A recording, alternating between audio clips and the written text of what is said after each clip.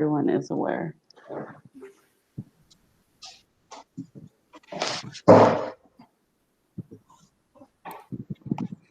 Hi. Hi, is it Lenita? Yes. Hi, Lenita. How are you? Perfect.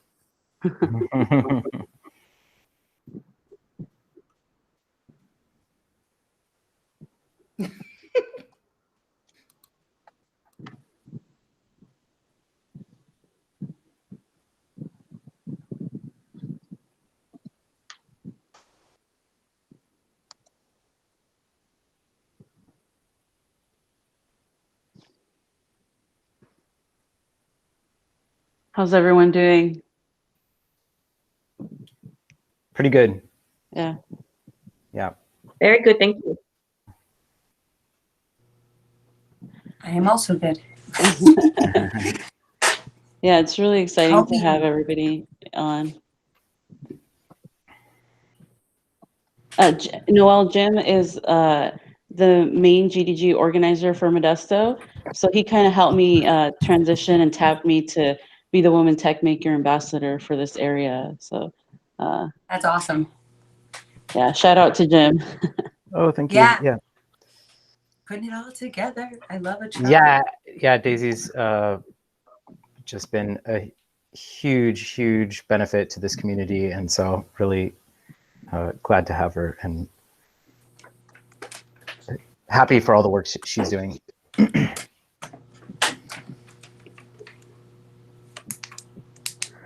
So we have about 3 more minutes and we'll go ahead and get started. Looks like we have a good group right now. Thank you everyone for joining.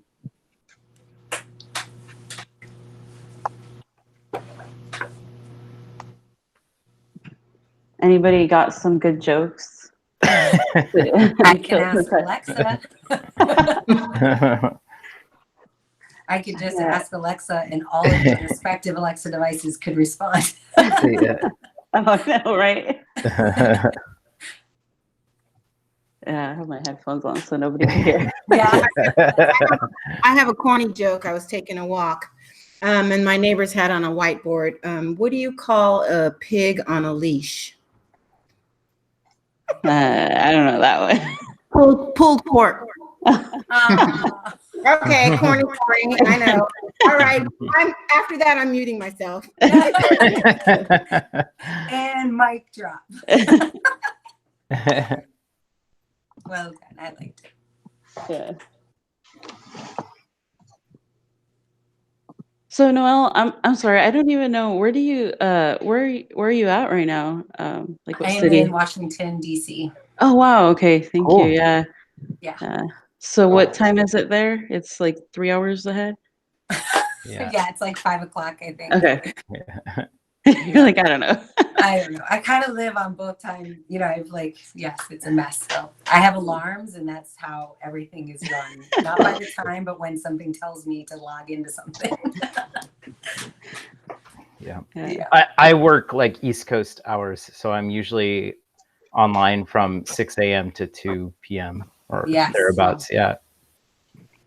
Yeah, I have a teammate or a person that is on my team in Rwanda and another person who's in, you know, who I've talked to who's in Europe. And so I'm like, really, I have no hours. Yeah. You know, all hours are your hours.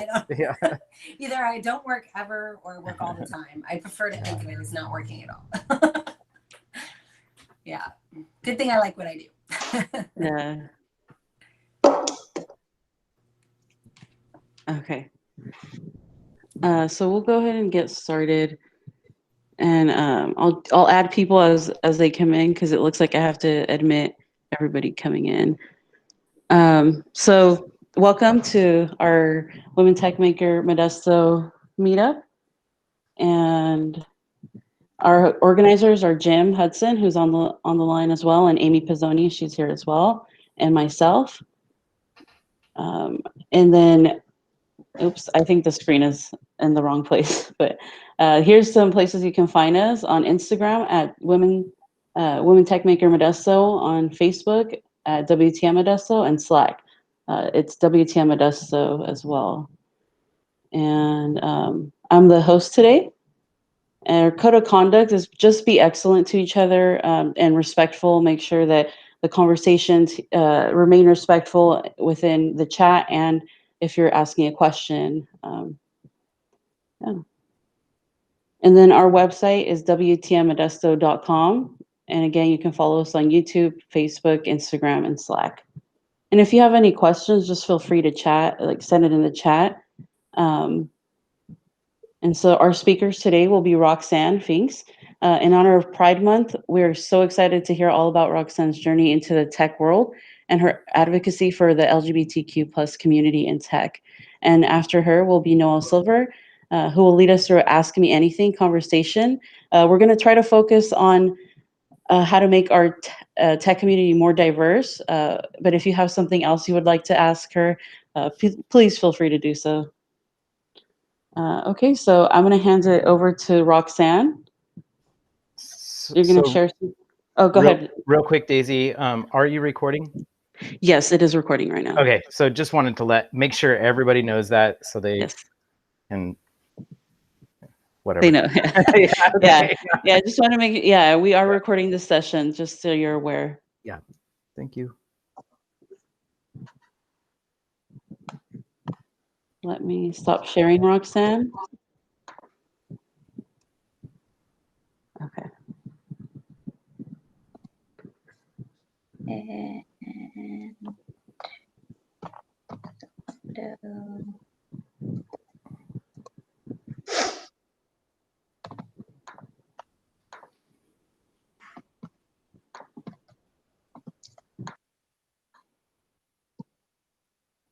All right. Can everybody see my slide deck? Or at least one person? Is it showing? It was, and okay, there it is. Let me try to see if I could pin that. Okay. If I go into presentation slideshow, does it go away? No, it's there. Yeah. Yep. Good. Okay. Awesome. Well, thank you guys for having me. Daisy asked me about a month ago if I would present myself to this group, and I graciously said yes, and then stressed out about it for about a month. So thank you guys for having me. I'd like to share a little bit about myself and how I found myself and where I'm at today. So thank you guys for being here. Thank you. So who am I? I have a bunch of labels that I kind of fill in, but this quote kind of helps me remind myself that I may be labeled a million different ways, but they really don't define me. So today you'll hear some of those labels, and I hope that you guys don't have to fit me in a box, but just call me Roxanne, or your friend, or you're a leader in the community. So thank you. How I got started in tech really kind of started in about high school. When you're in that weird, awkward timing in your life when you're trying to find what you want to be when you grow up. For me, I like to think that I was a late bloomer.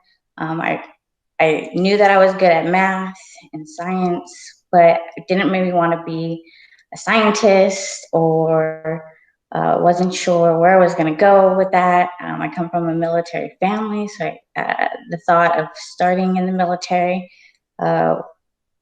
was something that maybe crossed my mind. Ultimately, I decided that I was going to be a math teacher. I ended up going to college, or trying to go to college, in the Riverside area, Riverside, California, following kind of the footsteps of many of my friends. I just wanted to get just far enough away from San Diego, but still able to drive back home to either do laundry or have a home-cooked meal from our parents. So I ended up in Riverside, and it wasn't what I expected it to be. I was working more hours than going to school, and realized very quickly that I wasn't going to be able to afford this path that I had decided to take. So I moved back down to San Diego with my family, and it was a really long weekend. I think I was working at 2 jobs, Subway and FedEx, when I realized I was exhausted, and not from like physical labor or anything. It just, kind of not happy with where I was at. And I was making Subway sandwiches during the lunch rush when kind of these two recruiters walked in, and they had noticed me from high school, and they were like, "Oh, you're back in town?" And I'm like, "Oh yeah, I moved back, you know." And they're like, "Oh, why?"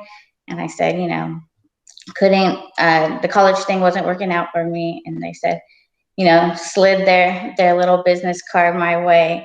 And I sat on that business card for about 2 weeks, thinking, man, is that the path for me?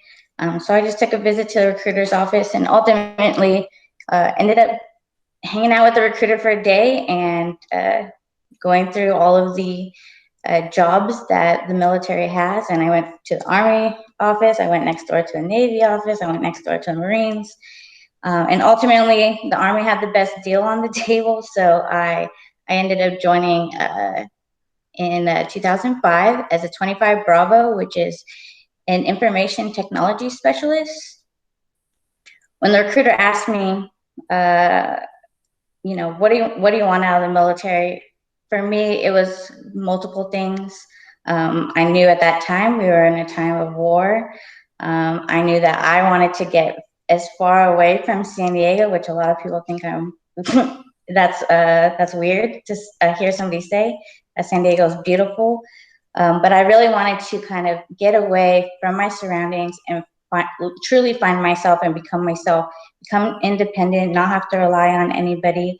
And so my recruiter's like, "What do you think about going to Korea?" I said, "I'm in, sign me up." So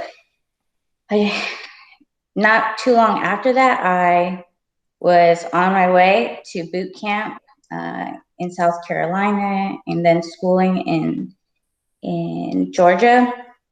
And then right after that, headed to South Korea. I spent about 2 years in Korea, really doing the basic kind of help desk support, getting my feet wet with,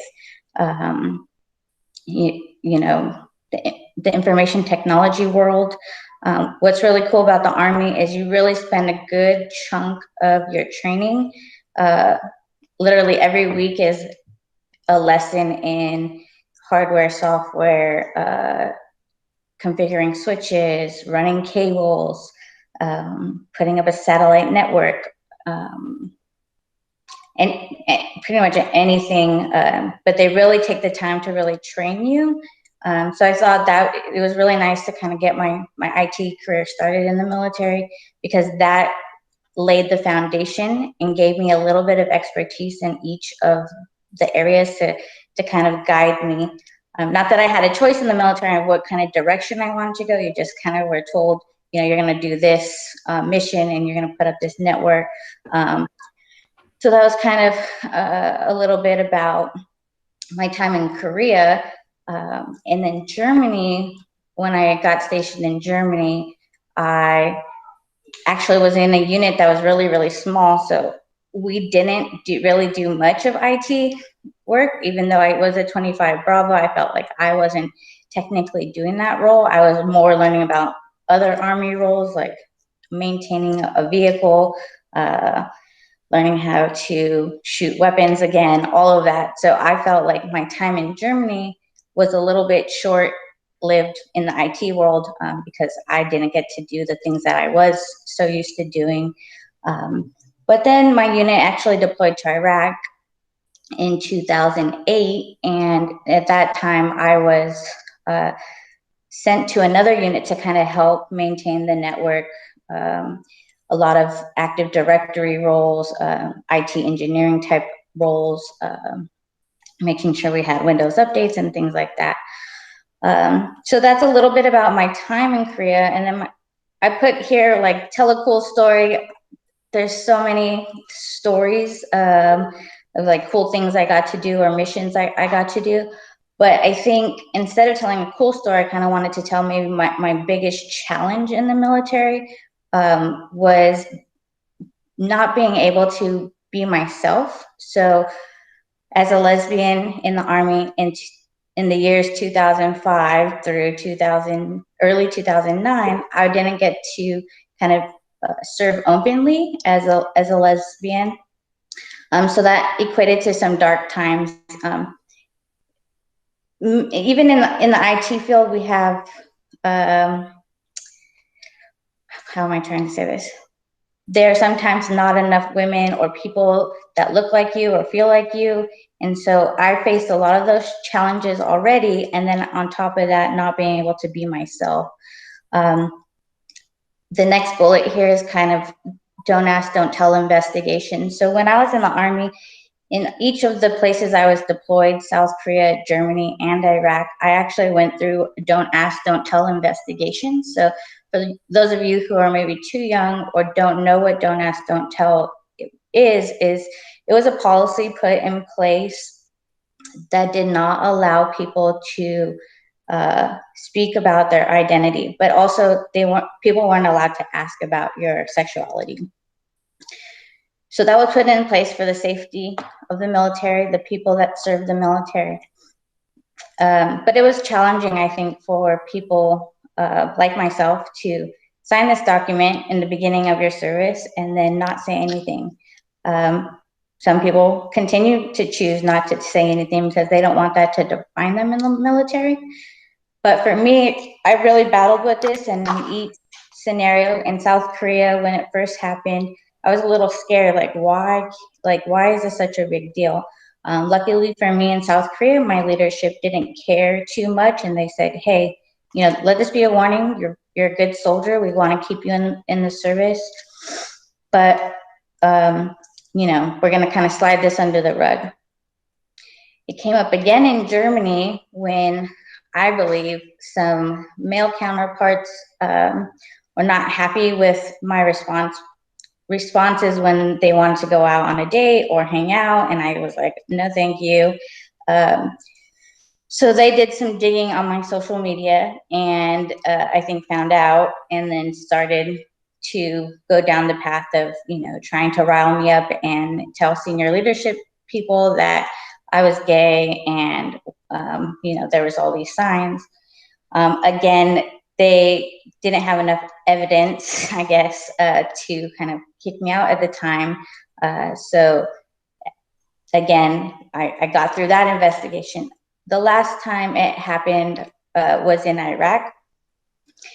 And at that point in Iraq, I was going through a few more things, but ultimately that was the reason I got out of the service. Was an investigation came through, and it was identified that I was gay, and so they had no choice but to kick me out in 10 days.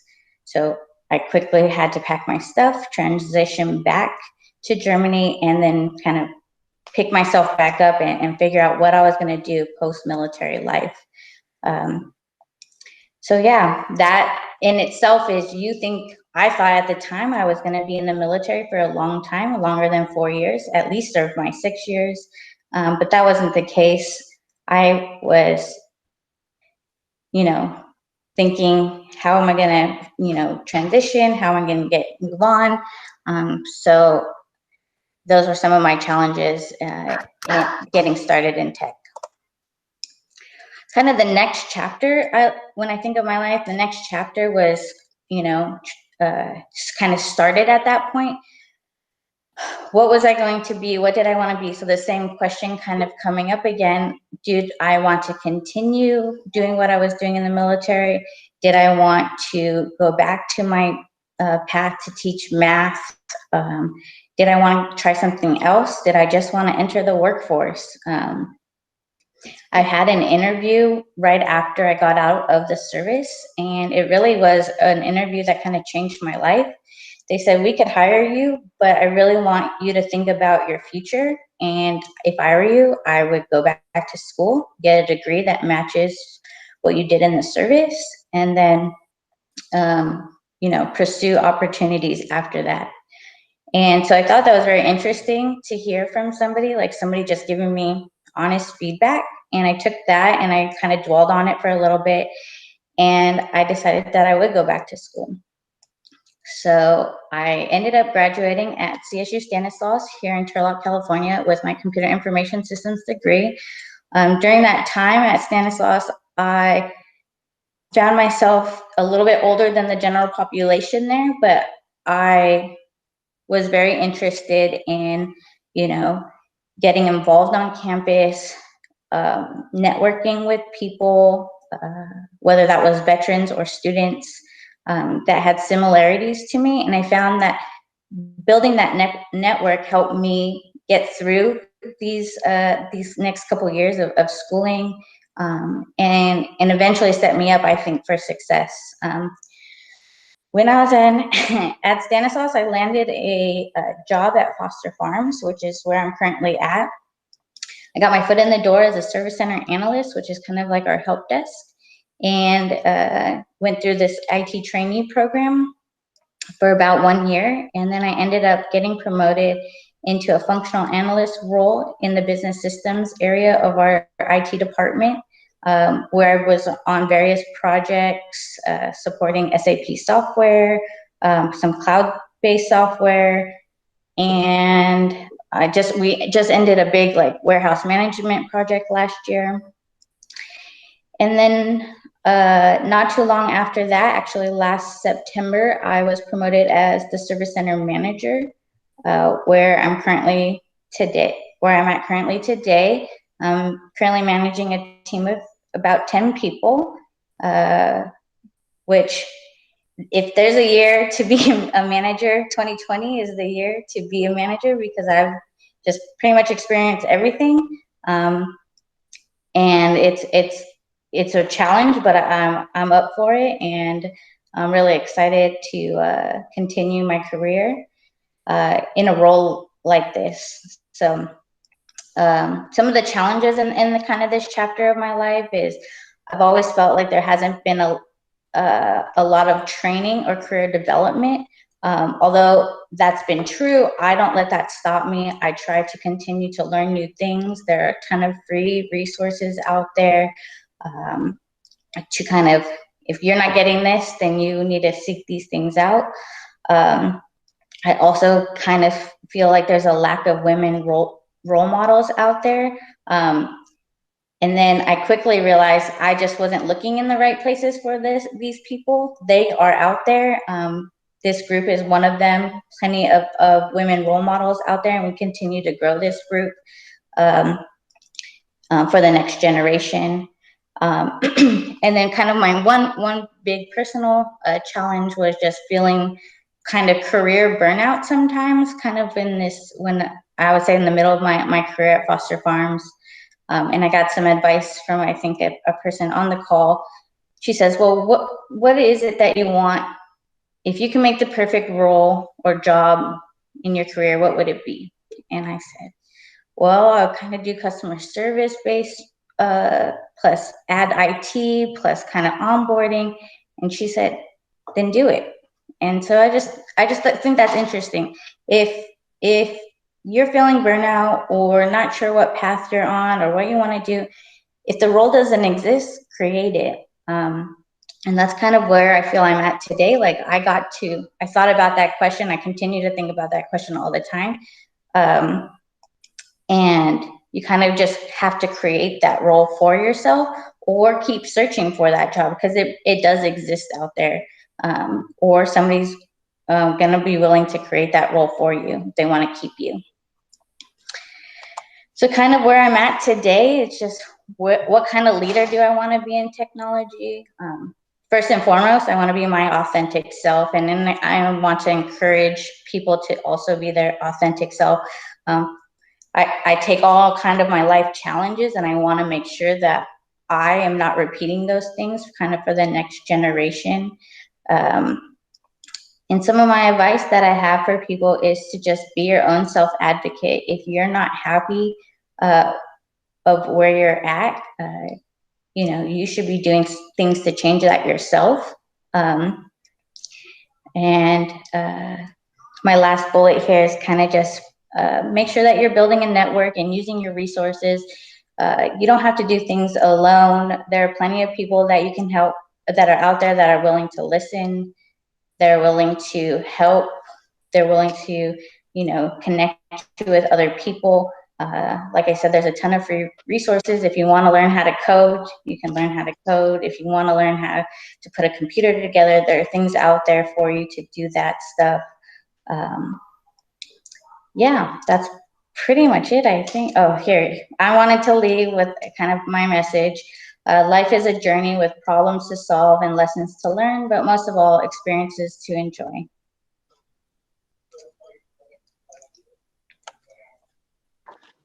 Thank you so much, Roxanne. Thanks. Wow, I didn't know all that about you. So really interesting and just wow, really.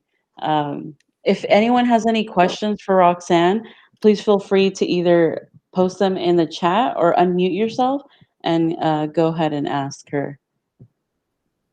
Yeah, I I kind of had the same question that I see Lenita said in the chat of like, do you have any or can you elaborate on the idea that if the role doesn't exist already, that you create it, and what specifically that looks like for in your case? Yeah, for me, when I was speaking to a colleague, I was in this mentality like I feel like I have more to give, and maybe the role I play today in my career doesn't allow me to do all of the things I want to do. I want to be a change advocate. I want to start groups in our organization that, you know, would bring certain people together. Mm-hmm. So for me, I just had honest conversations with my manager, and I said, I feel like I can be doing more and I should be doing more. And that ultimately led me to the manager position that I'm in today, that allows me to make sure people hopefully are onboarding better, with better training, and gives them the foundation that these are the resources available to you, and you should be using them. And then I was also encouraged to maybe take some of my energy and bring it outside of work. So seeking opportunities in the community. So that's where I kind of went with my how I answered my own question of like, you know, how do I take the role that I don't want to, or that doesn't technically exist for me, but do all the things I want. So it was just kind of this soul searching couple months for me, that ultimately said, these are the things that are important for me, and this is how I want to make a change or a difference. That's awesome. Thank you, Roxanne. That's like it's really inspiring, because that's exactly kind of what I'm trying to do at my work as well, is like trying to figure out this role for myself. And I feel like kind of like you said, like this sort of like surplus of energy, and like, I want to grow kind of like beyond my current role or whatever. So trying to, I guess, the thing that I got from your response was that, like, having honest conversations with your managers and that sort of thing is like a good way to do that, or a good way forward. Yeah. We have another question from Amy. Would you please share an example of how you have helped others? Oh man, so many. I'll try to take it kind of chapter by chapter. At Stan State, I am a veteran, so one of my things is trying to help veterans transition out of the military. Many of us that get out will have what's called a GI Bill to go to school for free. But many people that are in the military technically are not school people. So when veterans cannot transition, whether that be school or going straight into the workforce, there tends to be a gap, and then that gap will quickly spiral into maybe homelessness or other things. So one of the things that I like to do is try to catch veterans or soon to, transitioning military people before they get out of the service, to try to help bridge that gap. And even when I meet veterans in the community, one thing for me is to make sure, to check in with them every once in a while. We all have our different stories being in the military. So that's one thing. And then, being Pride Month, I do want to also advocate for some of the LGBTQ plus people in the community. To be honest, I haven't met that many. Just recently through work, I've actually been able to build bigger and stronger relationships of those people, but the same kind of, mentorship for those members in our community. Yeah. We do have another question from Lisette. How do you manage your time and having the energy with being a parent, a leader, an advocate, and being involved in the community?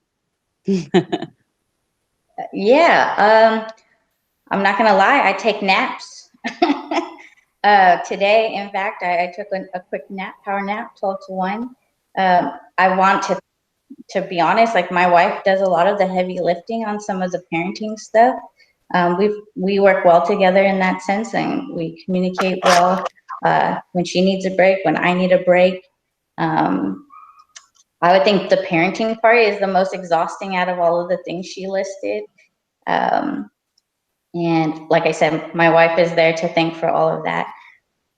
But really, I think prioritizing what's most important for me, obviously, keeping my job is at the top of that list because that provides for me and my family. But to me, my work is not is very self-serving in itself, especially when you manage that many people. So for me, that stuff's not exhausting. It's the other things.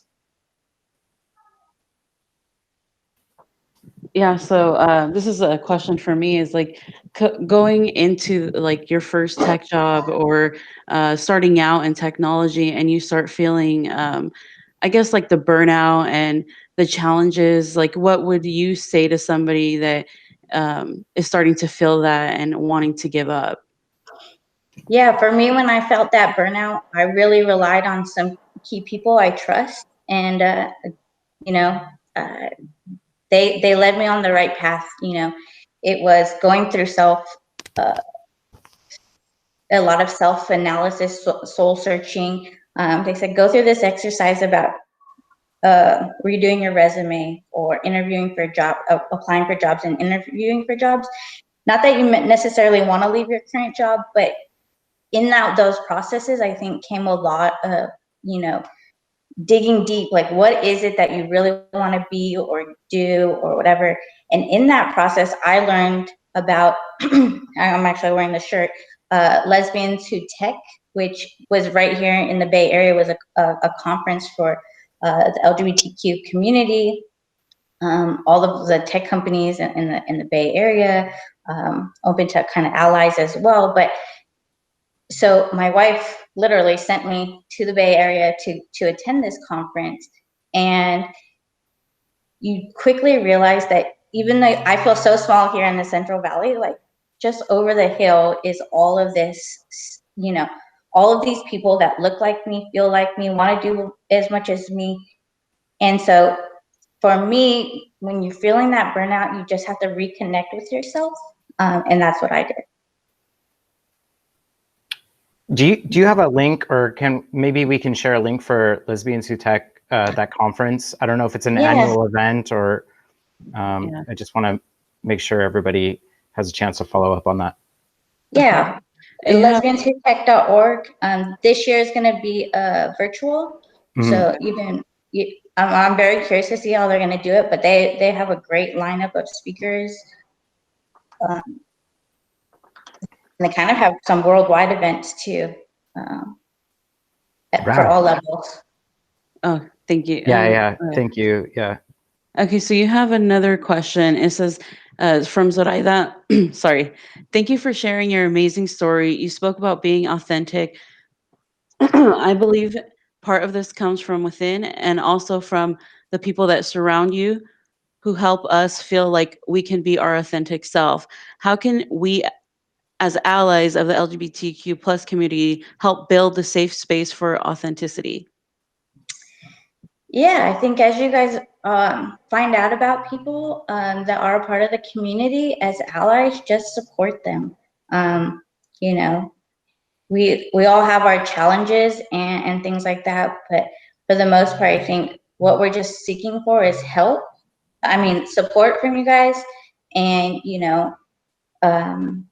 when you guys see something wrong or comments being made, and that person may or may not be present, kind of standing up for those people that maybe are not yet there to kind of stand up for themselves. So again, I think just supporting us in any shape or size or small or big thing. Yeah. Anyone else have any questions? Okay. Yeah, and then Lanita shared another link for Tech Intersections. That was a conference we attended last year, I think, or this year. It was really, really good though, and it was in Oakland at Mills College. Definitely a lot of great speakers there. So now we'll have Noelle Silver on. She's going to lead us through an Ask Me Anything conversation. So if you want to talk a little bit about yourself, and then we'll go ahead and get started with the questions, Noelle. All right. Can you hear me okay? Yes. Awesome. Well, that was amazing. Thank you for I was amazing. So many challenges in that we don't really understand how hard some of those things. I mean, I do, because I feel like I've gone through some of it myself, but very exciting to see more women leaders emerging, and most importantly, Latina leaders. So very exciting. Everyone, hi, happy Saturday. I am Noelle Silver. I currently, just recently actually, joined a company, HackerU, as their head of instruction for data science, analytics, and full stack web development. And what HackerU does is basically create programs for universities, like the University of Miami, which is kind of who I'm focusing on first, because I grew up in Miami and love Miami, Florida.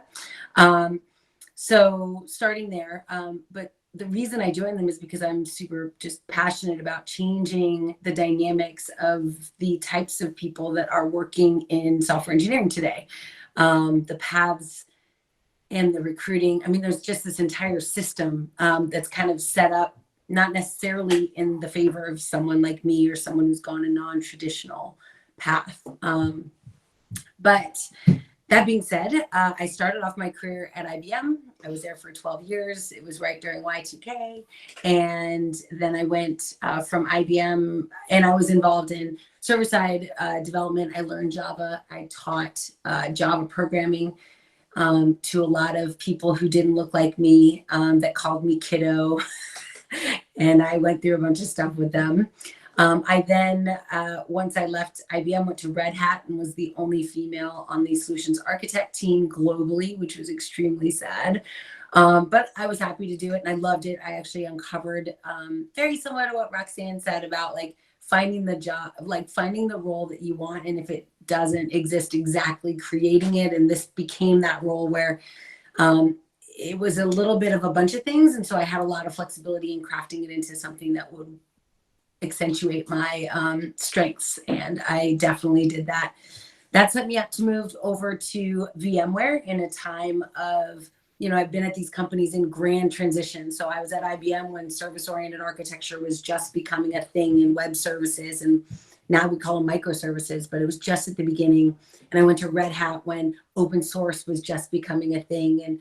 And then I went to VMware when virtualization was just becoming a thing. So I was constantly in these places where we were doing something new, and I was part of this cultural change. And I think it's part of my personality that I bring peace and happiness and sunshine wherever I go. And so in these times of change, that can be hard to come by. And so that ended up leading the way for a lot of what I did and what I saw.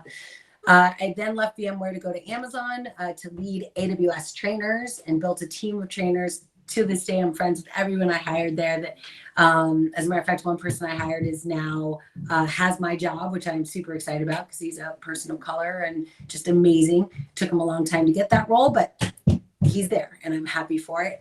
And then I went on, I think I was there a year, and Alexa was born, and it really shifted the trajectory of my entire career. I saw that there was an opportunity on this new team, new product. No one knew what it would be. It hadn't been launched yet. And I was just like, oh my gosh, that would be so cool. And with no skills, specifically in that area, only demonstrated aptitude that every company I've ever gone to, I learned their tech and then became an advocate for it. I applied, and the manager at that time saw my aptitude and let me have a role on the team. It was very early. I think there were 10 people on the team or something, very, very small little group. There was only a director, no VPs, no layers of management. It was very small. And I spent 2 or 3 years or so as a solutions architect and evangelist. I went around the country, the world actually, talking about Alexa and getting people excited about something that was brand new. I then went to Alexa Machine Learning and developed a team of TPMs, technical program managers, who launched 4 languages on Alexa before I left Amazon to go to Microsoft. And the reason I did that is because voice is awesome. Like, I love it from an accessibility perspective, but I just didn't think it was the only thing. Like, it's not, there are so many people who can't use their voice. And so I just got very convicted about, if we're going to use AI to increase the accessibility of our software, voice is awesome and a piece of that. But what else is there? And so Microsoft gave me an opportunity to work with like 19 more models that increased accessibility, not just people who could speak, but people who could see differently, changing like what is our ability to use text and analysis and speech synthesis and sentiment analysis, information processing, like all these different things. And so I started coining this term like AI for every developer. Like, every developer needs to know what AI is, what it can do, and of course, how dangerous it could be. Last year, I left Microsoft to then go to NPR, National Public Radio, which was just kind of a fangirl move, honestly. Sometimes you have to do it. But I went to NPR because I loved the idea of NPR, and I loved the mission of NPR to create a more informed America. And I wanted to be part of that solution, and I managed about 60 engineers there.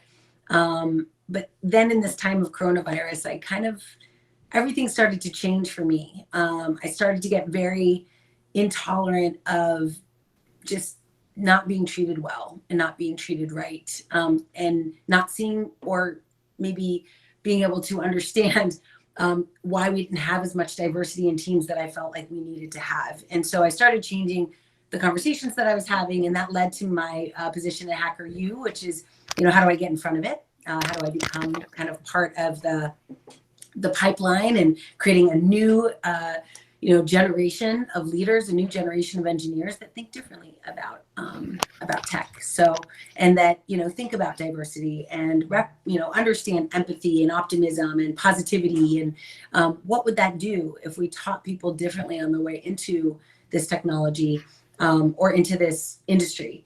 So that's where I'm at now. And I think that's like a crash course. And the intention of that is just to give you like a bunch of different things you can maybe ask me about, because I've basically been fighting for diverse representation in technology since I started. Maybe not when I was in my 20s, because I was young and like thought I was the only one getting treated that way. So I stayed quiet and was just like, gosh, this kind of stinks. But as I got older and louder, I realized a lot of people struggle. And so I wanted to become part of the solution. So we can start there and see if anyone has any like specific questions that they want to ask. Again, sorry, feel free to unmute yourself or ask in the chat and I'll ask it for you. And if there are none, I can come up with some. Noelle, that is maybe like I could always take some of these questions that Roxanne had. Yeah.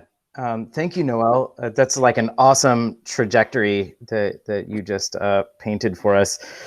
And NPR, by the way, is kind of like my dream job. But of course, you don't know what it's like behind the curtains or whatever. But anyway, I was just gonna.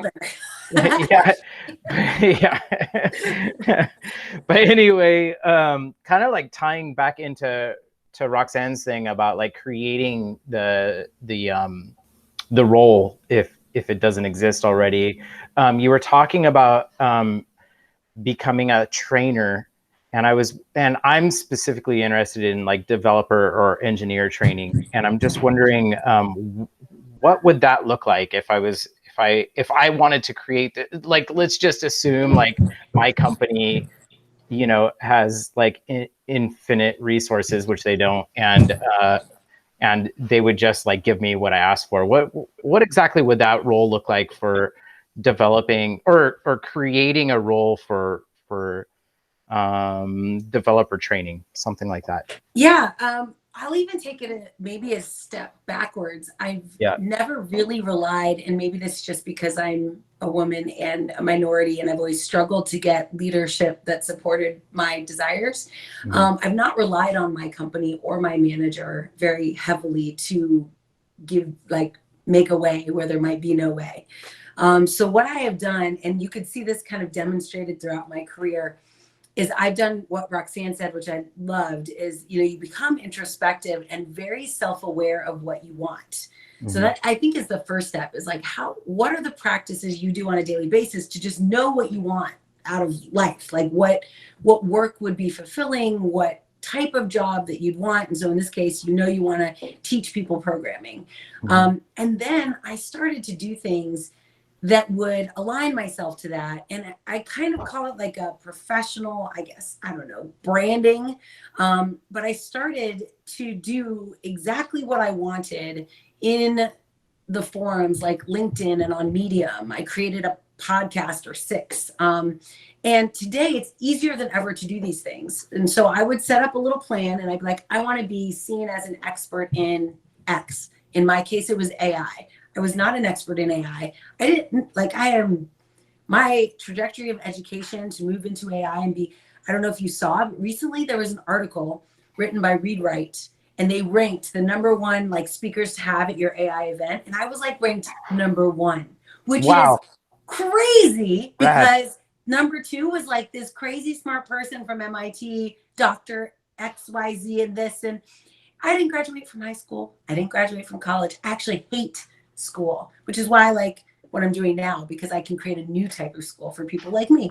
But similar to what Roxanne was saying, like, not all of us are meant for school. But I love to learn, and I love that's why I love software engineering. It's less about the degree I can get and more about like, can you go into GitHub and build code that works? And I can build code that works. So I started, to go back to your question, I wanted to create, like, if I want to be an expert, what do I do? So I basically started doing what no one else would do, which is read and document, teach one chapter ahead. And luckily with Alexa, no one knew what was going on. No one had built skills before. So I built, when somebody was building one skill, I was building 10. When someone was building 10 skills, I built 100, literally. Just exponentially grew my experience. And this was all outside my day job. This was just like, I'm passionate about this. I want this to be the trajectory I'm on.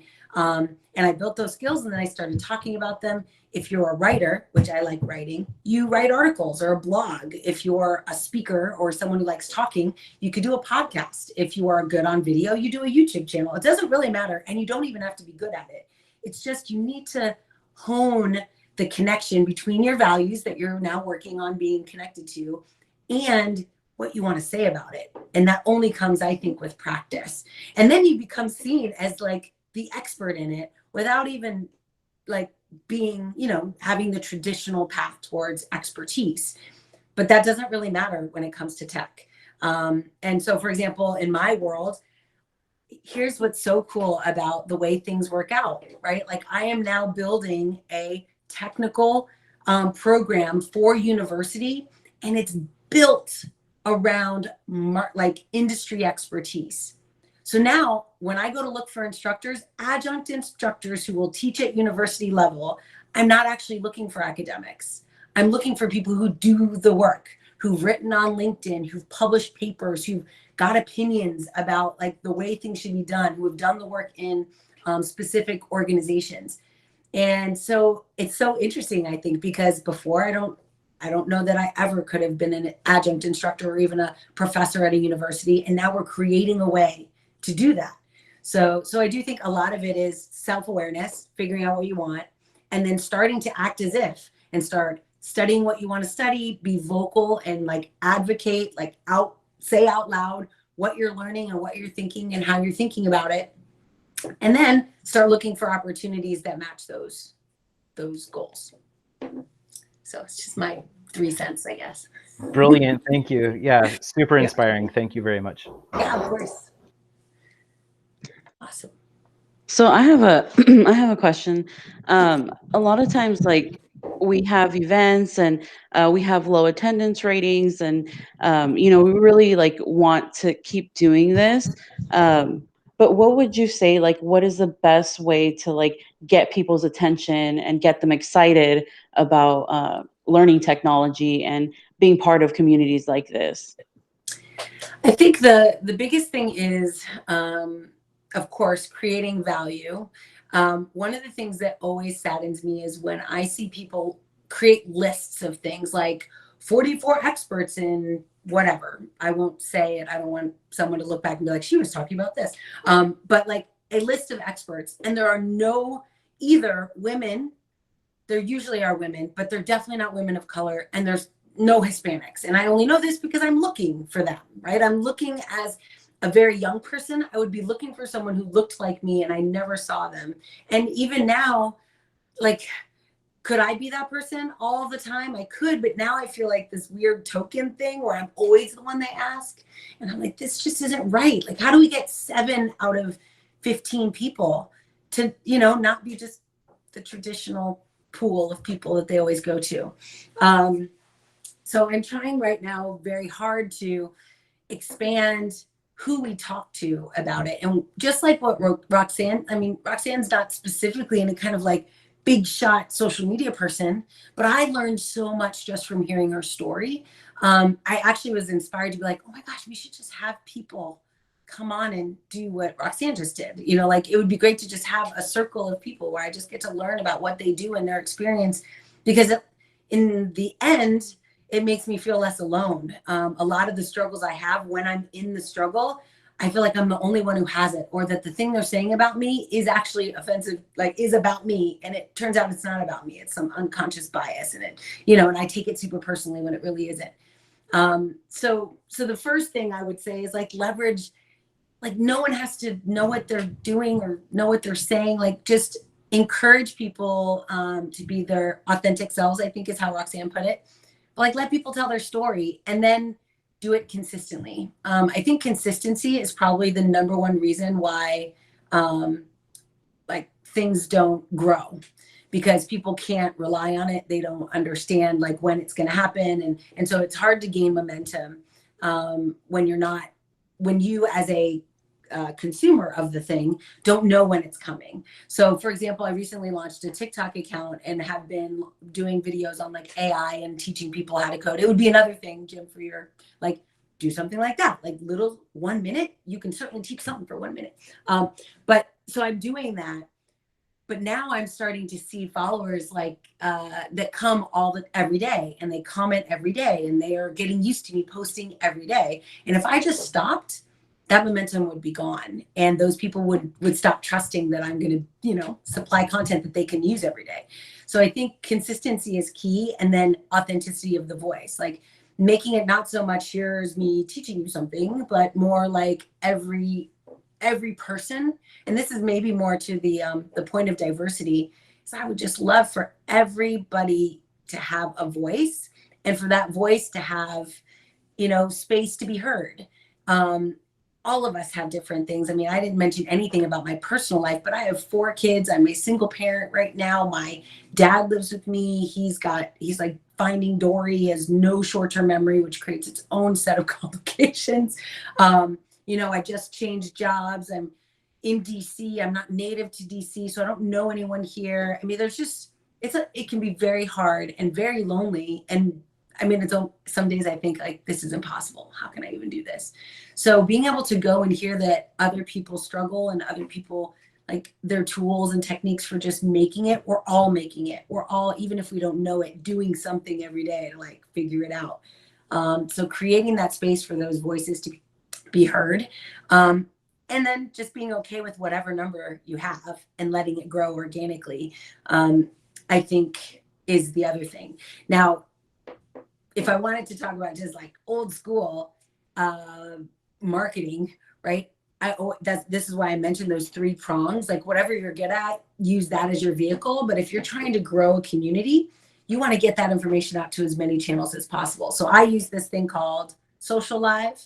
And Social Live, when I go live, I did a live on LinkedIn last week. It was extremely popular, but I think it was, I mean, I have over 15,000 views on this video, but I think the reason it is because when I went live, I sent the exact same stream, went live on YouTube, on Facebook, on LinkedIn, on Twitter, Periscope, and maybe another place.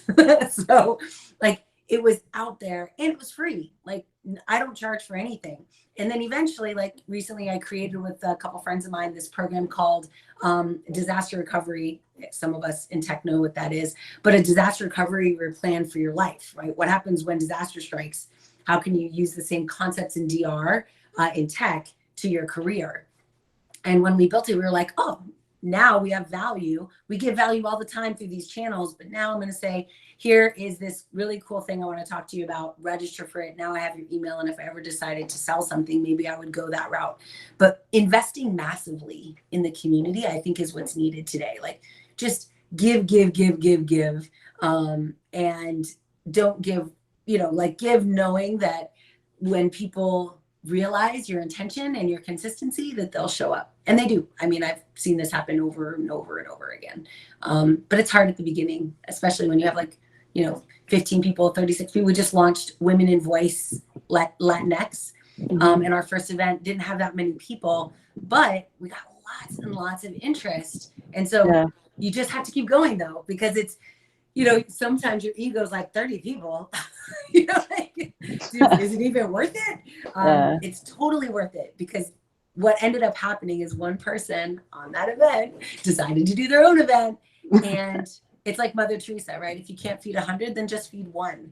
And you never know what that one person you fed is going to do in this world. And so I'm less about the numbers now. Cool. Thank you. Yeah. Let's see if there was anything else I wanted. There was like a couple where I was like, oh my gosh. Do you have any other questions? Otherwise I'll just one other question I had was like, you kept finding yourself like right at the forefront of these new waves in technology, and there's been many of them, and you were at several of them, and I'm just wondering, like, how do you think that happened? Was there a particular sort of like habit that you had, or sort of like belief system or something that like where you kept finding yourself there? Yeah, I suppose it's a multi-prong process. One, I was raised in this world of meditation and mindfulness and self-awareness. And so I always, you could see it by my like resume, I was very particular about the organizations I chose to join. Now, granted, when I was younger, my agenda, my values were aligned with what's the best thing I can do to make the most money at the biggest companies. And as a result, my career became that. Like I did that. And now I'm thinking a little bit differently about my career. But one thing was just like being very aligned with my values and super intentional about the jobs that I wanted. And because I was building my personal brand by writing content and doing podcasts and, reaching out to people and being willing to share my story with them and what I've learned, my LinkedIn community, for example, started to really understand as I went through every company, I gained more and more followers like, oh, that's interesting. You're now at this company. What are you doing there? And then I would talk about it. So I think what ended up happening, for example, by the time I got to where Amazon came to me, I had been talking about my transitions through tech, for like a little over a decade at that point. And so Amazon came to me because they're like, we want someone like that. We want somebody who knows how to like keep up with the tech. So that's why I think it's more important than ever now for us to document our journey. And you can use LinkedIn articles, you can use Medium, you can create your own blog, you can do a podcast, whatever you want to do, but document your journey, because in 5 years, 10 years, it's actually going to look quite inspirational, but also it demonstrates your ability to learn new things, to acquire knowledge, to teach that knowledge to people. And those kind of soft skills are what companies are looking for. It's less about the functional thing, because anyone can learn the functional task. They want to know, like, who are you when you're learning these things, and what happens if you run into something you don't know, and what happens when you get a comment that's not nice. And all these things lead to someone really saying, oh, not only are you functionally capable, but you're actually the kind of person we want to be. We want to be as a company, and we want to have. So I think that's the bigger thing that I found anyway. That's rad. Thank you. Yeah, you're welcome. Amy, thank you for asking. What advice would you give to a high school student? Oh, I have some who are not sure what they want to do or if they will like tech. So this is exactly the demographic. It's basically middle school, high school, and like early college that I'm targeting with my TikTok videos. So I believe that there is so much to do in tech right now that I think anyone who has this, like, even a tiny bit of interest could find something that really makes them happy, something that they feel passionate about doing, especially now where we have this generation that's very socioeconomically focused and impact focused, because tech is how we'll make that impact, right? Like, again, there's, of course, all the social sciences. I'm not from that world, but there's all the social sciences and ways that will help people by just helping people. But there are a lot of ways to help people through technology. And so I find that, if I'm talking to, which I do all the time, I go to career days, even if they're not my career days or my children don't go to that school. I'm like, hey, if you want somebody to come talk about Alexa, but find tech that's interesting and relevant and show them that. And then if you know it, which is, I'll share it with you right now, give them a way to get involved in building for that tech with as minimal tech skills as possible, because that's how I got involved in Alexa. I did the minimum, and then I got excited and started learning the much more in-depth, complicated parts of it. But, it's kind of like, you don't lead with the vegetables, right? You lead with dessert. You lead with how cool a thing is and how much impact they could have. And then you go back and go, oh yeah, by the way, there's broccoli and asparagus. I love those vegetables, but you know what I mean?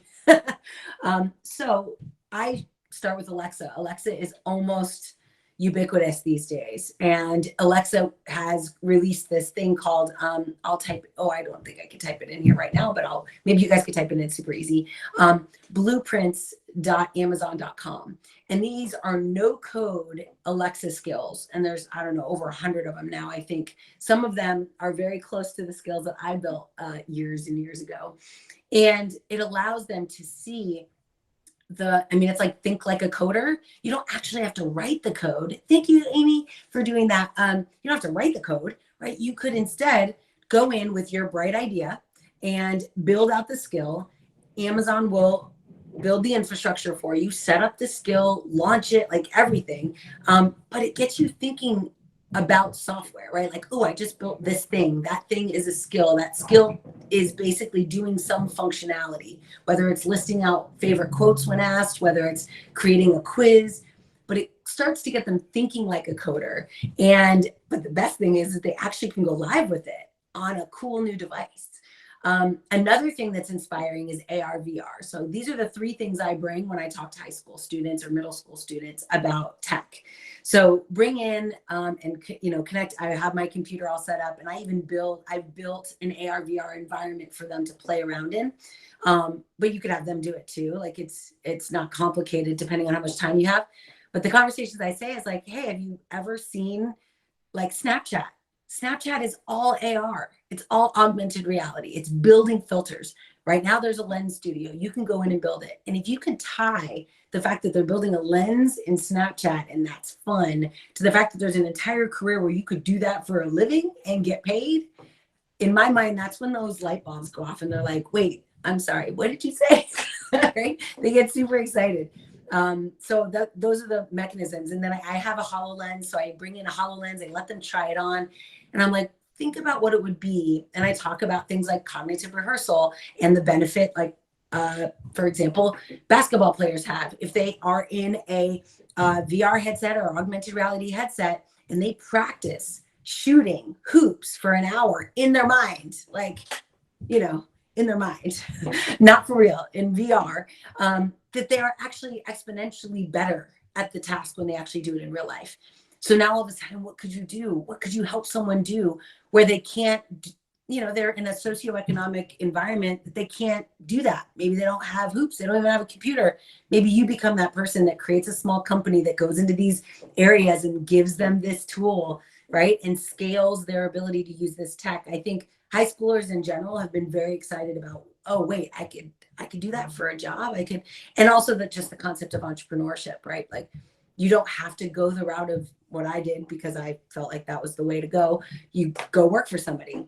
Like, nowadays, it doesn't take much, especially in technology, to be able to do something meaningful, impactful, and make enough money to survive. So yeah, so I guess the moral of that story is AR, VR, and Alexa, and no code mechanisms for them to get engaged with it, and then tie that to careers, which is what I always end my talks with. Here are the jobs that do that every day. Like, now TikTok is hiring. So yeah, you do that every day, you could get paid to build experiences for people. I think most high school students get excited about that. Thank you, Amy. Another question. Does HackerU also work with high schools, or is this an independent outreach I'm doing? Yeah, no, HackerU does. I don't think they do. They probably will through me, because I think that that's like a natural gate. And I went to high school, it just was horrible. And so I left. I had some bad teacher tell me, this is where you end. Like, this is it for you. You'll never be more than this. I wish I could find him now. But anyway, like, literally was like, you're done. I won't pass you. You will not graduate. Like, there's nothing you will do. And I remember that day being like, yeah, okay, fine. And I quit and went and applied to college and got it. I was a junior. And so I think my heart has always been in school, where students are looking around like, why am I even here? Why am I doing this work? Why am I doing worksheets every day? I mean, unfortunately, now that conversation is happening in middle school. Like, middle schoolers are questioning, why are we here? I feel like I could teach myself, and now we're homeschooling everybody. Oh my goodness. So I'm worried about our future education. So yeah, HackerU doesn't do it, but I do it on my own. But as part of HackerU now, I plan to go to high schools and say, I do this for HackerU. Like, it'll be part of my brand. But yeah, no, it's not directly HackerU, it's all me. But I think the more, and this is one of those things, like, now that you've given me this idea, I'm like, oh, you know what we should do is, like, for us women in tech that are like in a technical role, what if I created like a little workshop in a box, right? Where you could take it, and even if you weren't an expert at like talking to high schoolers, it would give you these tools. I have goosebumps. It's such a good idea. Okay, cool. That's awesome. So yes, we should talk on it. Okay, I'm on LinkedIn. Let's do it. That sounds so amazing. And we could put on like a website. People could just come download it. We rave it up on Twitter. This is how miracles are made. Yeah, so a little bit about Amy is she is a high school computer science teacher who is building a pipeline for students who want to have tech careers. So she kind of gives them that little spark, like, hey, look at this, like, look what you can do. So yeah. Oh, well, you guys will have fun with blueprints then, if you really want to. And then even simple skills. There's an entire GitHub repo of skills. Alexa has a repo, and they're all very simple.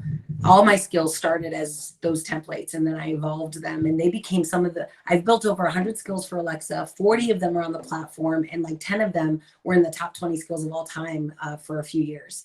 And all of it started with the template. So I feel like blank page syndrome is a struggle, especially for people, and especially for high school students who think they're not even capable, and how could I do this? When you give them something that works and they just have to iterate on it, that's where I see magic happening. So that's really cool. That's awesome. I'm kind of jealous. That's great that you get to see the emerging minds. And that's why I really wanted, one of the things that we're including in our new programs that I'm including is voice development and accessibility through AI models for all developers, but also how do we make sure people understand the benefits of a diverse and inclusive engineering team? Like, that's a huge passion of mine because I've never been on one. I've been the diversity, which is not right. Like, there should be at least 3 other people that think differently than me. And it's always like a group of people that think one way and me. That's not diversity. So diversity of thought, introverts and extroverts, people that are empathetic to, people's special needs, elder care, like all these different ways that our software will be used should be represented in like our empathetic thought process as we're building software. And now that I've been in the industry and realized it's really hard to change people that already think a certain way, I'm like, man, what if we could teach people to think this way on the way into industry? Maybe that's how I could change it. Maybe that's how I can change the trajectory of, the industry as I see it today. So, yeah, cool. Yeah, me too, Amy. That's awesome. So this is kind of a question I think Roxanne got, but how do you manage your time with 4 kids and TikTok and your work job and everything?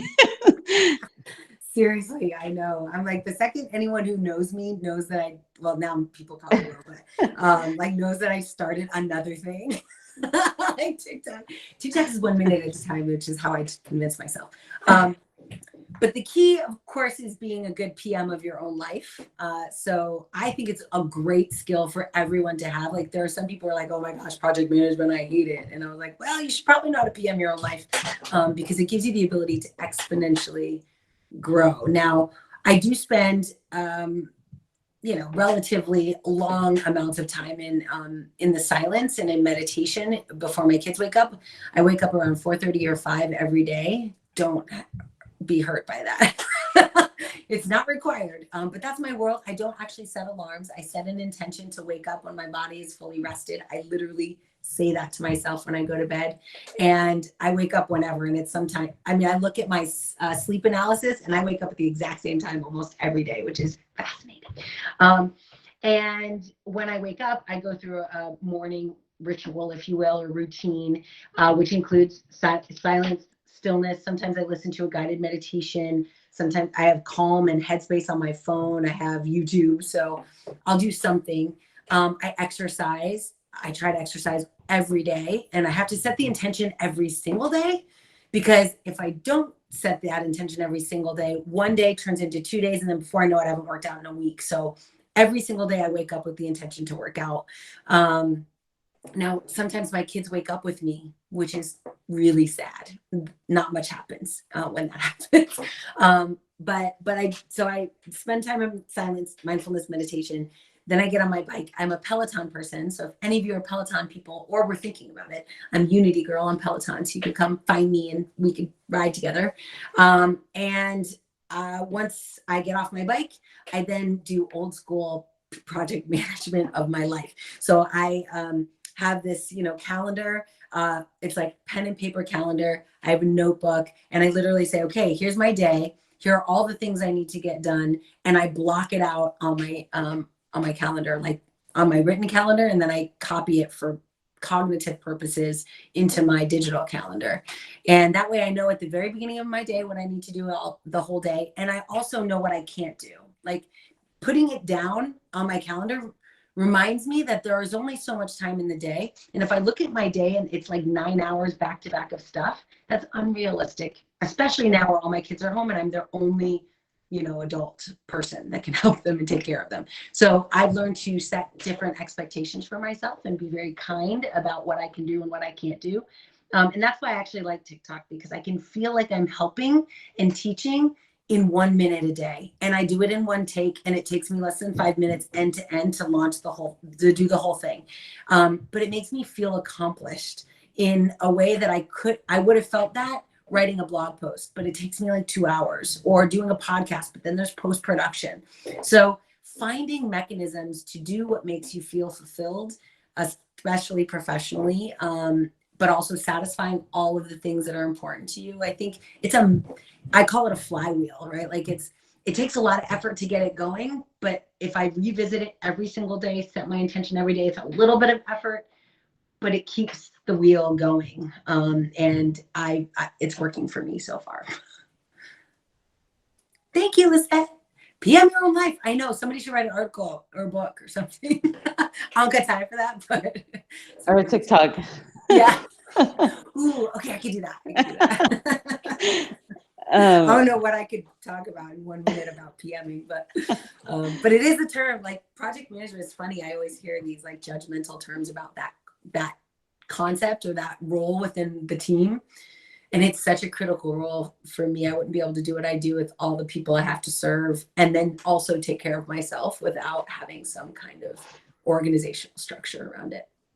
I'm not great at it, by the way. Like, let me not fool you into thinking that everything is awesome and amazing. I choose to be happy regardless of how things turn out.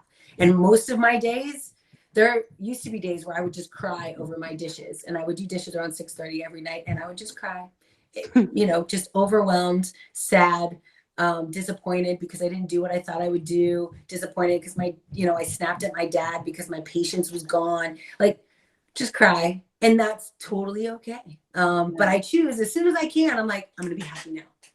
Like, I'm going to choose happiness right now because I am better for everyone if I come from a place of happiness and kindness, no matter what. And that's really helped me because that way, no matter how bad my day is or how bad it goes or who hurts me, I can choose to be happy regardless of that, in spite of it, really. And that has kept me from letting the bad things that happen become my story, which is why I like barely ever talk about. I mean, I've had horrific situations happen, like just every few years, just something like, the cosmic 2x4, they call it. And it's just been bad, but it doesn't define me. It teaches me. And so I try to share the lessons without getting into the sad stories. Yeah. You have another question. Yes, I see. Okay. All right. Zoraida, I think is her name. Zoraida, yeah. I know my daughters can roll their R's. I can't. I mean, I probably could if I tried. I need to move back to Miami. For someone who has a heavy background in software development and is looking to switch to technical program management, you'd be a dream. What would you recommend is one thing to help you make the change and rebrand your skills? Great question. The reality is that you're already overqualified. Like, you've got everything you need. The hiring managers and recruiters love people who have engineering experience because you ultimately are managing an engineering team with no authority. So having experience and expertise in that area and a proven track record in industry that you've done this work before gives you so much more credibility over everyone else. In order to let the world know that this is something that you want and that you're capable of, my advice is to start talking about it. So do some research. When I want to get into a new thing, what was the most recent thing? I wanted to get into like AI for business leaders because I know AI is super technical, but I wanted a higher level. So I went and got like the 3 best-selling AI books, and there aren't many of them, but 3 best-selling books on AI. I literally went through all the table of contents, and then I picked like areas because I don't have time to read all the things in all the books. So I go through and then I prioritize like a few topics and then I read them. Fun fact, like 90% of people who buy books never finish them. So if you wanted to set yourself above and beyond the rest, like find books on PM and TPMing, and there are books on this. Read them. Measure What Matters is another book that I would read, which is all about setting OKRs, like objectives and key results. But you read these books and then start like not teaching people, just being like, here's my opinion about these things. Here's how these ideas that I've learned, plus my experience. And as an engineer, you will have a lot of funny, interesting stories to tell. Or at least I would imagine you would. Or at least you can even think about like, oh my gosh, that would never work for real. And just starting to talk about it, whether from a funny perspective or just a personal, like, this was my experience. I don't know if you've ever read the book, The Phoenix. What is it called? Do you guys remember? Phoenix Project? Phoenix? I think it's the Phoenix Project. But it's about DevOps. It's a novel about DevOps, but it basically teaches you all the bad things that can go wrong through the context of this novel about an IT organization. It's hilarious for most of us who've been there because we're like, oh my gosh, yes, that happens.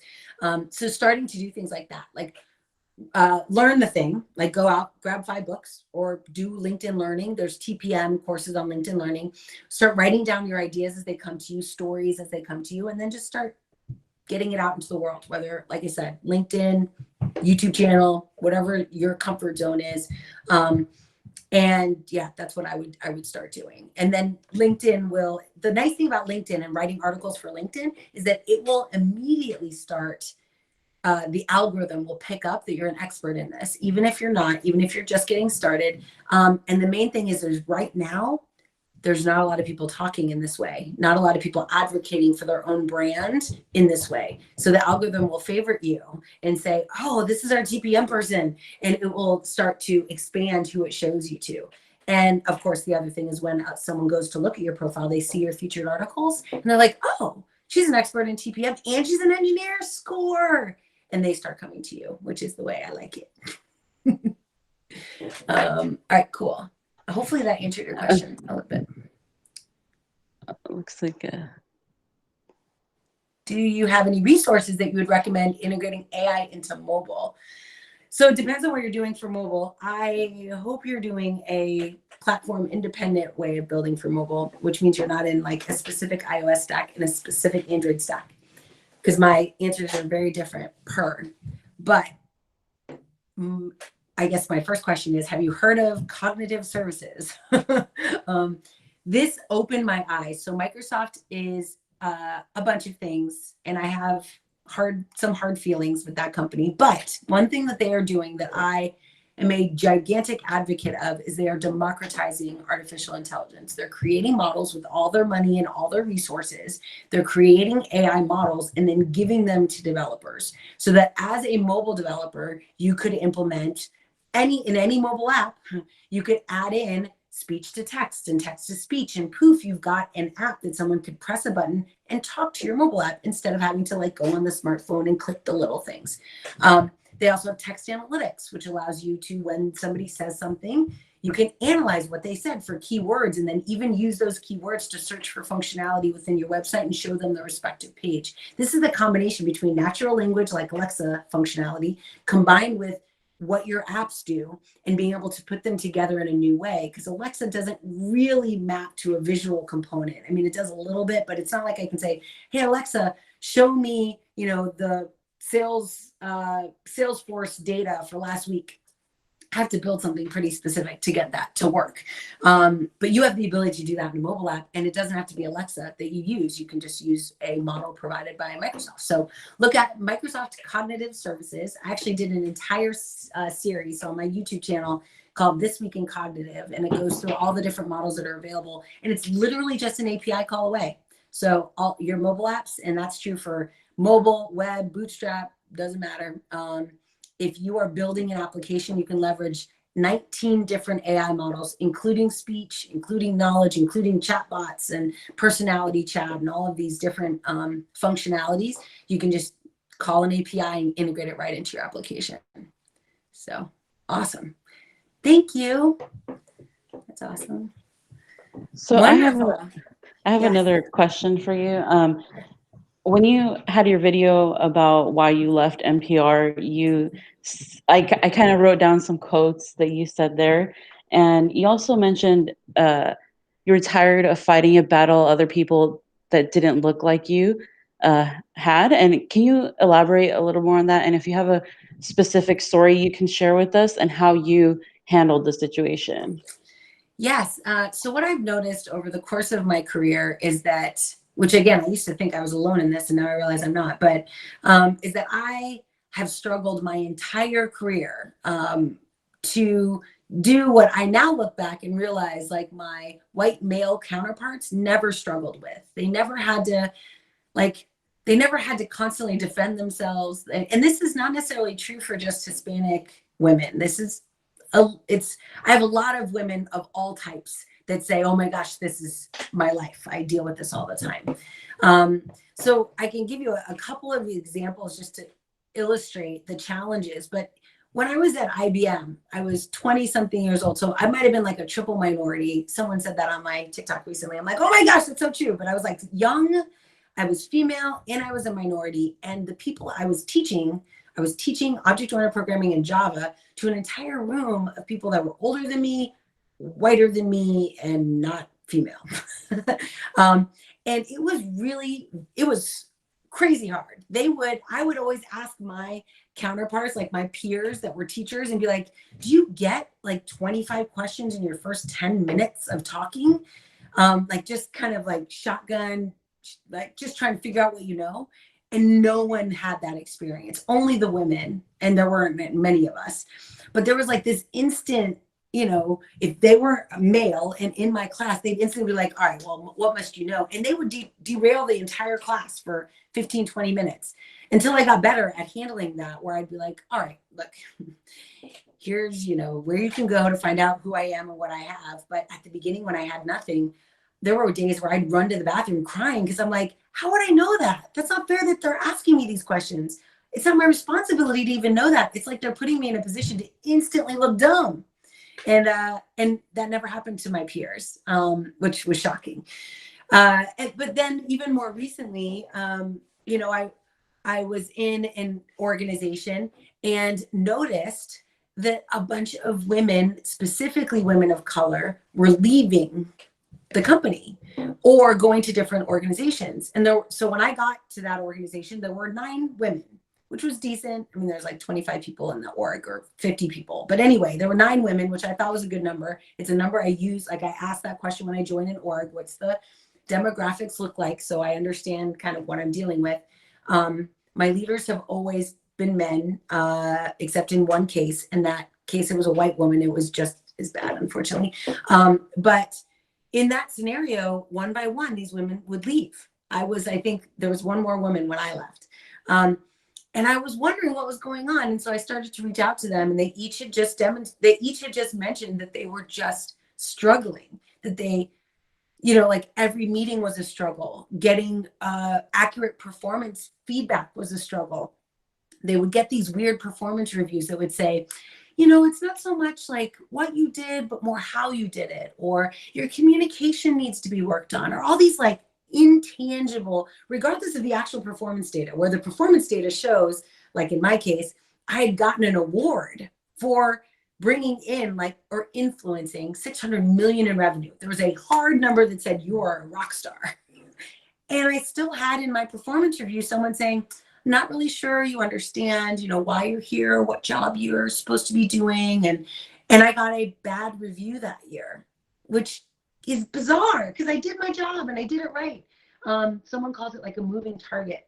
For some of us in tech as minorities, our target seems to constantly move, where they say, here's what we want from you. And then you do that thing. And in my case, I do even more. And they're like, yeah, well, it wasn't quite what I was talking about. And then they make new requirements. But in the meantime, they've now marked me as not really doing what I was supposed to.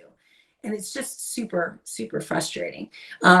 So what I've done, unfortunately, there's 2 ways I've handled this. One is I quit and just go to a company that I think will take care of me. But a lot of this is systemic, and it's also unconscious. The people don't know that they're even doing it. Where I used to be super angry and was like, why are you personally attacking me? Like, do you not like me? Did I do something to you personally? Did I offend your child in some way? Like, what is going on?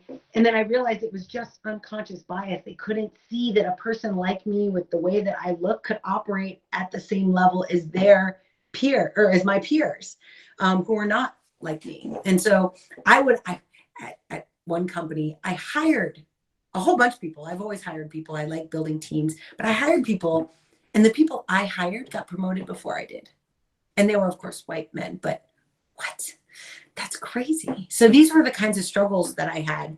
And the only way that I could get over it or work within the context of those struggles was going back to, I think, Jim's question at the very beginning, be aligned with what my values are and stay as closely aligned to that as possible. Because when I wake up every morning, I need to be like, I'm doing the right thing, and I feel good about the work that I'm doing. And all this other nonsense is just that. And I can choose to engage in it, or I could choose to ignore it. And for a long time, I chose to ignore it until I get fed up, and then I quit that company. But this time I got very, like now at Hacker U, I was just looking, that's why I like startups. Startups are probably a great lens to look through, especially startups that are starting up in non-Silicon Valley kind of world, where diversity is natural and they don't make a plan for it. And, you know, like it just is natural because they're looking for anyone with talent and they don't care what you look like. And they make it, you know, and that diverse mindset breeds a diverse community of people where, yeah, sometimes that thought process of like that diverse thought process isn't happening in some of these bigger companies. I hope I answered your question somehow. So did that answer your question? Yeah. And then some. No, yeah, thank you. Yeah. Anyone else have any questions? No? Okay. I have like more questions if you want. I'm good. It's up to you. Yeah, okay. So you also talked about a little bit about diversity, and I think a lot of times when we think about diversity, we think race and we think gender, but there's a lot more than just that. Can you kind of explain some of that? Yes. One of the things that, and this is definitely a platform that I've gotten more vocal about recently, is, yeah, it's easy for us to like go to the visibly tangible things. But I find that there's, in addition to, yeah, sure, I should look around and see people that don't look like like there shouldn't be a homogeneity to the people sitting at the table or working on a product or building software. But the diversity of thought, when you're actually having ideas, when you're testing, comes from a bunch of different areas. So I look at a few different areas. One is in the way that the information is consumed or ideas are generated. So introverts and extroverts communicate in very different ways, consume information in different ways, are recharged in different ways. And I feel like it's a very valuable perspective to have on your team. Now in software, most people are introverts, or a lot of people are. So it's nice to make sure that you are equally understanding that like if everybody's an introvert, you might be missing something from a software engineering perspective. So it's good to have people that think differently. Also people that are like, I remember I did a speech or a talk, a keynote at NPR, and I talked about my interest in making NPR, which is a voice thing, more accessible. That even though NPR is audio in nature, it's radio. How can we make it more accessible? And you would need in that room people that understand what it means to not being able to hear things. And so someone sent me some feedback after it and was like, oh my gosh, I'm so glad you talked about that. I've been working on our mobile app for years and I'm deaf. And so I've always had this hope that we would talk about accessibility, and that conversation had never been had.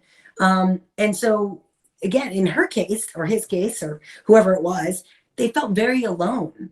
They had this disability and they didn't feel like their voice could even be heard, really. They didn't even mention it in the conversation. So I think thinking about these different demographics and how they can be represented in the team is one thing. But the second thing is, how do you create a culture of psychological safety so that those people who are there that have these diverse opinions feel safe enough to even say something to the person who could make a different decision because of their feedback and input. Because right now, in every company I've ever been in, there's not that psychological safety of feeling like, wow, I see like facial recognition. If you don't know anything about it, it's a big old mess. It's an AI model where we train it on people's faces, and guess who wrote that? A bunch of white men, and they trained it.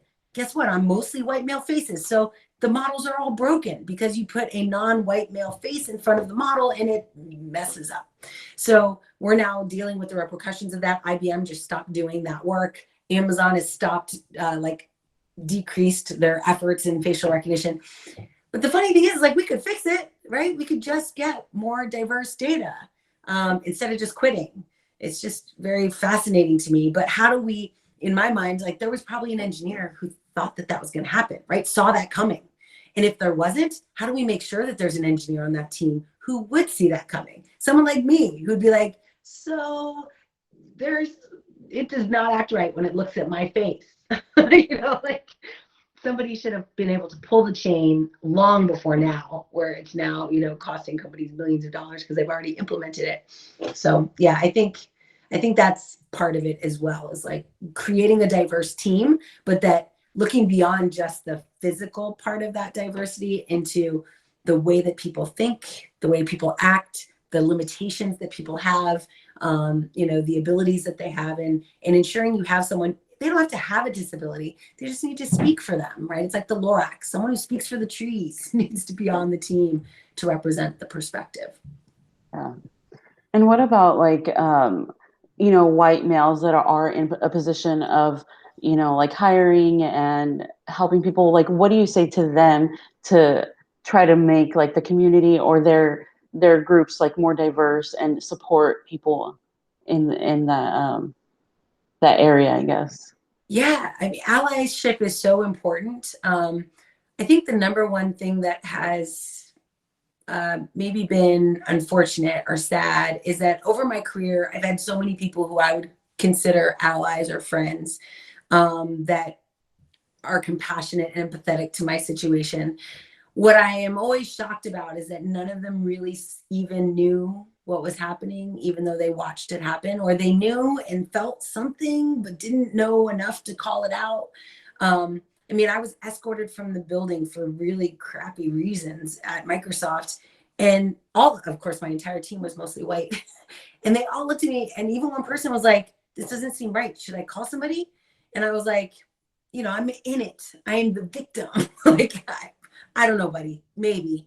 And so what I often say is the first thing you can do is I'm a big fan of the silence, but spend time just becoming like more self-aware, more like understand your value system. You know, what's right, what's wrong, how do you feel when right things are happening? How do you feel when wrong things are happening? And then when you get that feeling, you'll know it, right? Because you spent time every day in this place where you're close to these emotions and close to these values.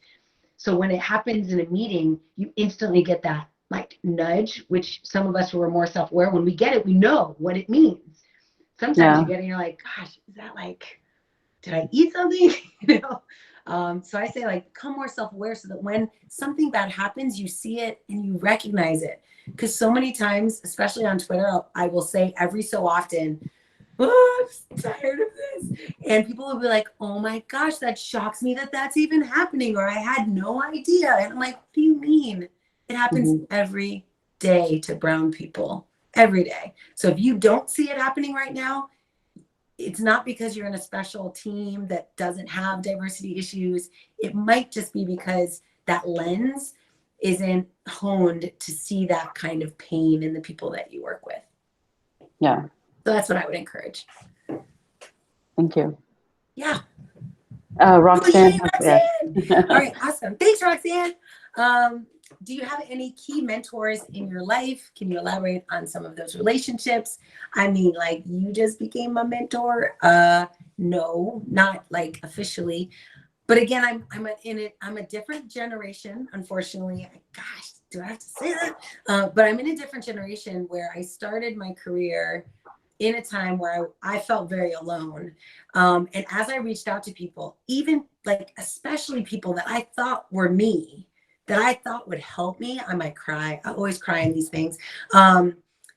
They never helped me. And in some cases they hurt me. And so, yeah, I got to a point where I was just like, no, I'm not really sure I can trust you, which is super sad. But what I did do instead is like this, like I see you as a huge mentor. Like I now look for people like Claude Silver. She's the CHO or the Chief Heart Officer at VaynerMedia. I see her as a mentor. Like they don't mentor me in the traditional sense, but I look at what they're demonstrating in their career and I use it as like a compass, so to speak, like who is doing what I want to do and what I like aligned with the values I want to express. And then I watch how they show up in their professional lives, in, you know, social media. And if I like it, I try to model it as closely as I can, of course, given my authentic personality. I also have peers. So I have very few, no one really, like above me, CEOs of companies, because I'm not really sure how many Latina CEOs we have. Don't make me cry. But it's definitely a very small number, because even in the VP level, which I am at now, it's less than 1 to 3% of the industry. So there's very few people that I can look up to that like I see myself and I'm like, oh, we should talk and you can help me. I don't have that relationship, but it's also why I'm super inspired to talk to as many people as possible, because I want to be that for those women coming up in the ranks and going, there's no one. And I'm like, no, there's one, there's 8. So I do have a group of peers, women, my tribe that I talk to. But yeah, not as many mentors, but I do look for people that exemplify what I want to be and closely watch them. So that's kind of how I got there. Yes, that's right. Break the gap. Bring it on, all you ladies. Come home.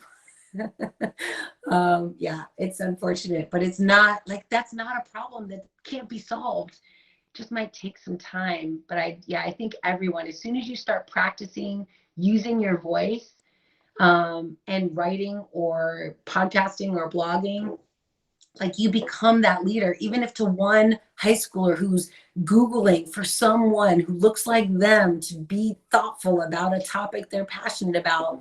It's very much that Mother Teresa thing. I'm like, man, if just one person finds me and thinks that I'm inspirational and I make it possible for them to believe that they can do it, that's all I need. And I don't have many of those. I mean, granted, I'm older now, so there's the list of people gets smaller and smaller the longer my career goes on. But yeah, I'm a big fan of creating a new generation of leaders that are not afraid to speak up and become that mentor for others. So thank you for that question, Roxanne. That's awesome. It's nice to meet you. All right. Is there any other questions? All right. Is there anything else you want to share, Noelle, with this group? Yeah, I will share one thing because I do feel like we're fast friends now that we've talked and had shared questions. So I did start a new blog with my tribe called Teching While Brown. And right now it's full of nice, wholesome content. But we are planning on just talking about the issues, like that I almost cried over, about how hard it is to find people that look like us, that we can look up to and talk to. How do you act when someone in a meeting, does something that's not cool? Yeah. Being a minority, like it's harder for us as minorities to call out bad behavior, just in general. Anyway, so there's all these topics, and we started a podcast called Teching While Brown. So there's a bunch of things, but I just say I would love to be friends, and LinkedIn is my Facebook. So if you want to connect, I would just encourage you to connect with me there. It would be amazing. So yeah, and that's our blog. Thank you, Amy.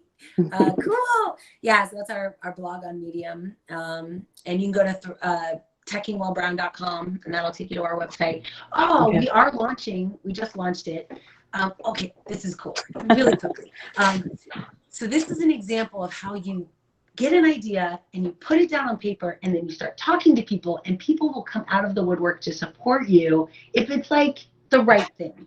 So we got this idea sitting in a little group and we were like, man, you know what? And I make the most money, just to be transparent, of my little tribe. And I was like, you know what? I'm going to give enough money for us to sponsor 5 women, minority women, to get their AWS initial certification, was called a cloud practitioner. And it's literally for someone who might be in a different field who wants to move, or high school students, right, who want to move into tech, to get a stamp by AWS saying they know what they're talking about. And then we wanted to, I was like, I'll buy some. There's a company called A Cloud Guru. They are the #1 trainers on AWS. And I was like, I will buy subscriptions to A Cloud Guru to prepare them for that cert. I will pay for their cert and we'll mentor them, like at the same time. We'll do weekly study halls where we talk about the topics, we make sure they're moving along, and then it's a 2-month program and you end up with your cert. And it would be free. It's a scholarship, right? So you just come, I pay for it, you do it. So I was super passionate about it. Let's do it. You'll see the scholarship application on our Teching While Brown website.